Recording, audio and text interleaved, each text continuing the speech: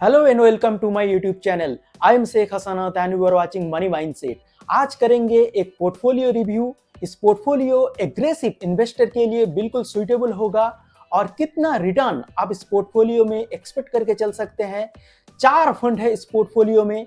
इस पोर्टफोलियो कैसा है और कैसा इन्वेस्टमेंट करना चाहिए आपको, कैसे पोर्टफोलियो डिजाइन आपको करना चाहिए, डिस्कस करेंगे।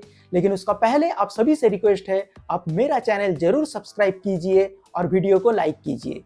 चलिए वीडियो शुरू करता हूँ। तो जो फंड है इस पोर्टफोलियो में, पहले आप देख सकते हैं Motilal Oswal large and mid cap fund. Large and mid cap category का एक फंड है जो लार्ज कैप और मिड कैप में इक्वल एक्सपोजर लेके चलता है।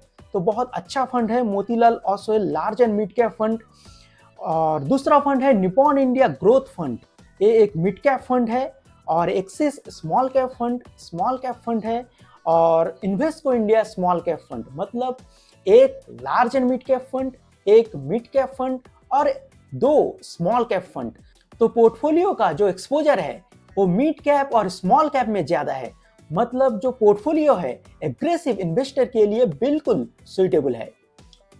फंड एज आप देख सकते हैं 5 इयर्स कंप्लीट कर चुका है Motilal Oswal large and mid cap fund, Nippon India growth fund 12 years और Axis small cap fund 11 years, Invesco India 6 years. तो 2 रिलेटिवली न्यू फंड है, बाकी सब फंड पुराना फंड है।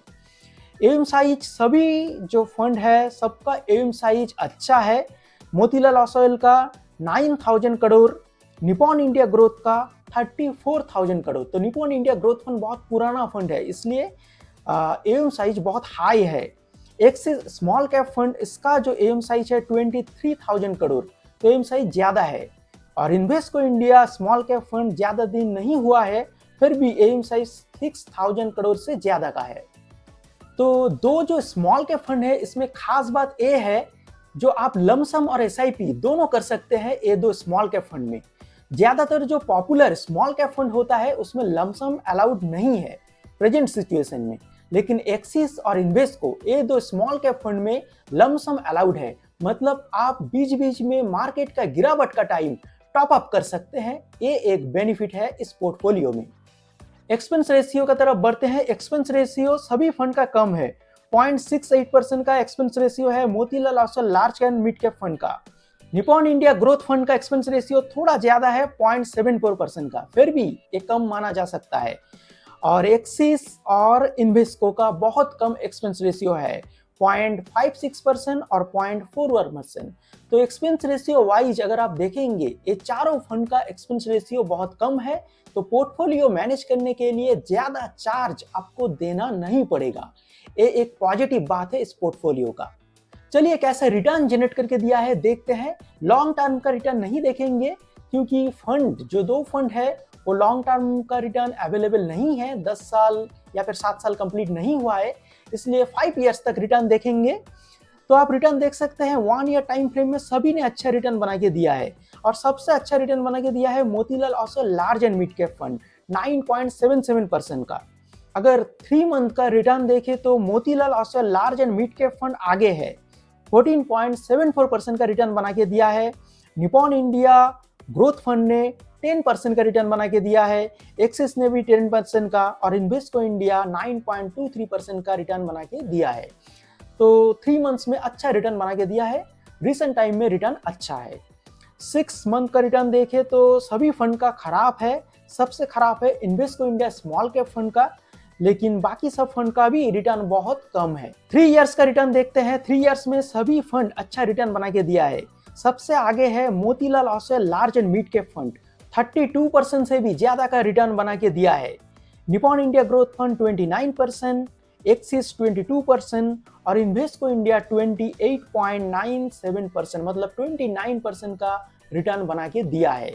तो 3 ईयर टाइम होराइजन में सभी फंड अच्छा रिटर्न बना के दिया है। एक्सिस थोड़ा पीछे है, लेकिन लॉन्ग टर्म में एक्सिस बहुत अच्छा रिटर्न बना के दिया है।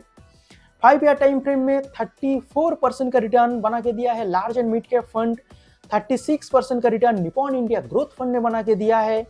एक्सिस ने 34% का रिटर्न बना के दिया है और इन्वेस्को इंडिया ने सबसे आगे 37% से भी ज्यादा का रिटर्न बना के दिया है। तो ये जो दो स्मॉल कैप फंड है, एक्सिस स्मॉल कैप फंड, वो 10 ईयर टाइम होराइजन में अगर आप देखेंगे तो 20% से भी ज्यादा का रिटर्न बना के दिया है। Invesco India small cap fund momentum पकड़ा हुआ है, अभी बहुत अच्छा रिटर्न बना के दे रहा है। ये एक हिडन जेम है, तो आगे चल के ये फंड भी बहुत अच्छा रिटर्न बना के दे सकता है। लॉन्ग टाइम पीरियड में 20% रिटर्न आप एक्सपेक्ट करके चल सकते हैं। निपॉन इंडिया ग्रोथ फंड, ये भी लॉन्ग टाइम पीरियड में बहुत अच्छा रिटर्न बना के दिया है। अगर आप 10 ईयर या फिर सिंस इंसेप्शन का डाटा देखेंगे तो ये फंड भी 20% का पास रिटर्न बना के दिया है। और Motilal Oswal large and mid cap fund बहुत ही अच्छा परफॉर्म कर रहा है रिसेंट टाइम में। अगर ऐसे ही 5 साल तक और भी परफॉर्म करता रहे तो ये फंड भी बहुत ज्यादा रिटर्न बना के दे सकता है। तो टोटल पोर्टफोलियो रिटर्न आप कितना एक्सपेक्ट करके चल सकते हैं? देखिए 17% तक आप एक्सपेक्टेशन रख सकते हैं, क्योंकि फंड जो है बहुत एग्रेसिव फंड है, एग्रेसिव इन्वेस्टिंग करके चलता है और बहुत ज्यादा रिटर्न बना के दे सकता है। तो रिस्क ज्यादा है लेकिन रिटर्न भी अच्छा बना के दे सकता है। चलिए रिस्क रेशियो एक बार देख लेते हैं, रिस्क कैसा है इस सब फंड में। अल्फा देखिए, अल्फा 6.31 का अल्फा है Motilal Oswal large and mid cap fund का। निपॉन का अल्फा कम है 2.85 का, और एक्सिस का भी अल्फा कम है, लेकिन इन्वेस्को इंडिया जो हिडन जेम है इसका अल्फा हाई है 6.43। मतलब अल्फा जितना हाई होगा फंड उतना अच्छा रिटर्न बना के देगा। तो दो फंड का अल्फा बहुत हाई है, बाकी जो दो फंड है उसका अल्फा थोड़ा लो है, लेकिन लॉन्ग टाइम पीरियड में ये जो फंड है अच्छा रिटर्न बना के दिया है लो अल्फा के बावजूद भी। बीटा देखिए, beta Motilal Oswal large and mid cap fund का जो बीटा है थोड़ा हाई है, मतलब फंड थोड़ा वॉलेटाइल है, लेकिन बाकी जो फंड है बाकी सब फंड का बीटा बहुत लो है।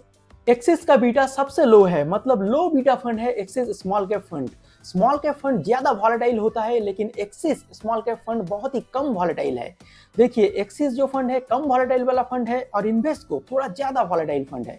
मतलब बैलेंस बना के आप पोर्टफोलियो बना सकते हैं ऐसे दो फंड लेके। एक फंड जो होगा एग्रेसिव बहुत ज्यादा रिटर्न बना के दे सकता है और रिस्क थोड़ा ज्यादा होगा, और एक फंड ऐसा रखना पड़ेगा जिसमें रिस्क कम होगा, थोड़ा कंसिस्टेंट रिटर्न बना के देगा।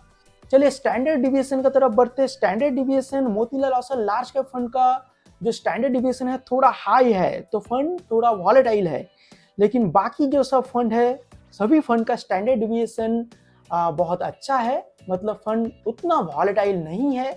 एक्सिस का जो स्टैंडर्ड डिविएशन बहुत लो है, मतलब ये फंड बहुत कम वॉलेटाइल फंड है, बहुत अच्छा रिटर्न बना के दे सकता है, और रिस्क भी बहुत कम है एक्सिस स्मॉल कैप फंड का।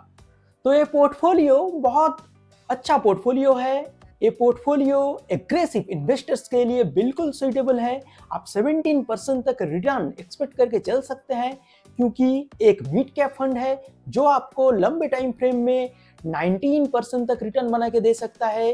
दो स्मॉल कैप फंड है, दो स्मॉल कैप फंड आपको लॉन्ग टाइम पीरियड में 20% तक रिटर्न बना के दे सकता है, और लार्ज एंड मिड कैप जो फंड है वो फंड भी आपको 17 to 18% तक रिटर्न बना के दे सकता है। तो सभी फंड एग्रेसिव फंड है एक्सिस स्मॉल कैप फंड को छोड़ के, और अच्छा रिटर्न देने का काबिलियत रखता है। तो ये पोर्टफोलियो बिल्कुल एग्रेसिव इन्वेस्टर के लिए सुइटेबल है। आपको ये पोर्टफोलियो कैसा लगा जरूर कमेंट बॉक्स में बताइए। अगर आप अपना पोर्टफोलियो रिव्यू कराना चाहते हैं तो कमेंट बॉक्स में पोर्टफोलियो ड्रॉप कर सकते हैं, और ऐसे और भी सारे इंफॉर्मेटिव वीडियो के लिए देखते रहिए मनी माइंडसेट।